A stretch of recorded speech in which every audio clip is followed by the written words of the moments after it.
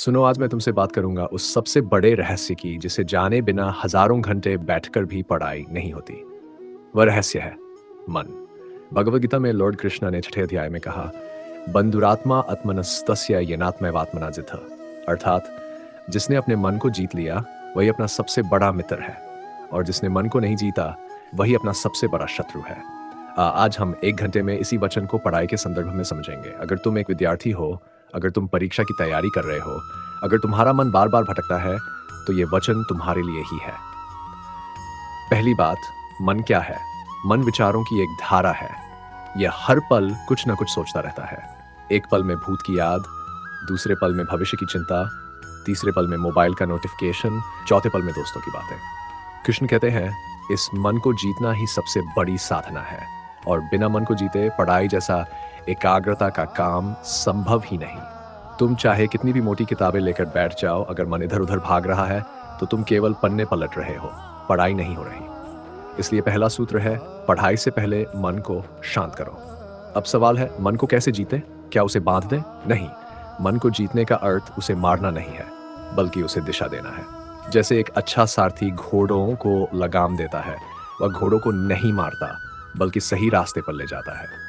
वैसे ही तुम अपने मन को लगाम दो। जब मन कहे चलो फोन देखते हैं, तो तुम कहो नहीं, अभी पढ़ने का समय है। ये एक छोटा सा संघर्ष हर दिन हर घंटे करना पड़ता है। धीरे धीरे मन आदी होता है कि इस समय पढ़ाई ही करनी है। यही मन को जीतना है। एक विद्यार्थी की सबसे बड़ी समस्या है distraction. Social media, video games, दोस्तों की बातें या अपने ही विचारों में खो जाना।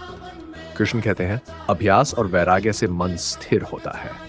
अभ्यास यानी बार बार कोशिश करना। तुम आज असफल हो गए, कल फिर कोशिश करो। वैराग्य का मतलब यह नहीं कि तुम मोबाइल फेंक दो, बल्कि यह समझो कि ये चीजें क्षणिक सुख देती है। पढ़ाई से मिलने वाली सफलता स्थायी आत्मविश्वास देती है। यह समझ जाएगा तो मन अपने आप किताब की ओर भागेगा। बहुत बार हम सोचते हैं कि मन बहुत चंचल है, इसलिए हम इससे हार मान लेते हैं। कृष्ण कहते हैं, ऐसा न करो। मन को जीतना असंभव नहीं है। अगर 1 दिन में नहीं जीत सकते तो 10 दिन लगाओ। अगर 10 दिन में नहीं तो महीना लगाओ। महीने में नहीं तो साल लगाओ, लेकिन कोशिश करते रहो। रामकृष्ण परमहंस कहते थे, मन पागल हाथी है, तुम उस पर महावत बनकर बैठो। हाथी उचकता है, तुम डंडा मारो और उसे रास्ते पर ले आओ। यही साधना है। अब पढ़ाई के प्रैक्टिकल तरीके देखते हैं। पहला, पढ़ाई शुरू करने से पहले 1 मिनट के लिए आंखें बंद करो और कहो, हे कृष्ण, मेरे मन को शांति दे। फिर तुम देखोगे कि उस दिन मन कम भटकता है। दूसरा, हर 25 मिनट की पढ़ाई के बाद 5 मिनट का ब्रेक लो, लेकिन ब्रेक में वही काम करो जो मन को पूरी तरह खोल दे। थोड़ा टहलना, चाय पीना, लेकिन फोन मत छू।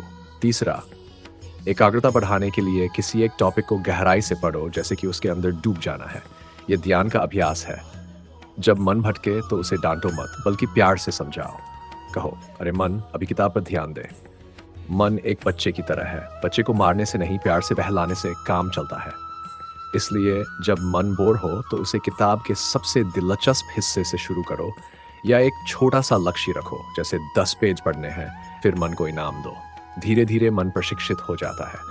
आजकल विद्यार्थियों में यह गलत धारणा है कि जो ज्यादा घंटे बैठता है वही टॉपर बनता है। गीता कहती है, गुणवत्ता मात्रा नहीं। जो मन को जीतकर 3 घंटे पढ़ता है वह उससे अधिक सीखता है जो बिना मन के 10 घंटे किताब के सामने सिर रगड़ता रहता है। इसलिए अपनी पढ़ाई की गुणवत्ता पर ध्यान दो। कम समय में गहराई से पढ़ो और बाकी समय आराम करो, खेलो, ताकि मन तरोताजा रहे। कृष्ण ने यह भी कहा है, जिस मन को तुमने जीत लिया वह तुम्हारा सबसे बड़ा मित्र हो जाता है। कल्पना करो, जब तुम्हारा मन तुम्हारा मित्र होगा तो वह तुम्हें हर बार पढ़ने के लिए प्रेरित करेगा, समय पर याद दिलाएगा, परीक्षा में संयम रखने में मदद करेगा। वही मन अभी शत्रु है, क्योंकि वह टालता है, तोड़ता है, बहाने बनाता है। जिस दिन तुम समझ जाओगे कि मन को वश में करना ही सबसे बड़ी उपलब्धि है, उस दिन तुम्हारी पढ़ाई में कोई रुकावट नहीं रहेगी। इसलिए आज से यह संकल्प करो, मैं प्रतिदिन कम से कम 2 घंटे बिना किसी विघ्न के पढ़ूंगा। उस समय मोबाइल दूर रखूंगा, टीवी बंद रखूंगा, और अगर मन भटकेगा तो धीरे से उसे किताब पर ले आऊंगा। 1 महीने में ही तुम अपने आप में अद्भुत परिवर्तन पाओगे, क्योंकि कृष्ण का वचन है, जो मन को जीता है वही सच्चा विद्वान है, सच्चा योगी है, सच्चा विजेता है। यह स्क्रिप्ट यहाँ समाप्त नहीं होती, बल्कि यहीं से तुम्हारे अभ्यास की शुरुआत होती है। जाओ, अपने मन के मित्र बनो और पढ़ाई को एक साधना की तरह करो। हरे कृष्ण।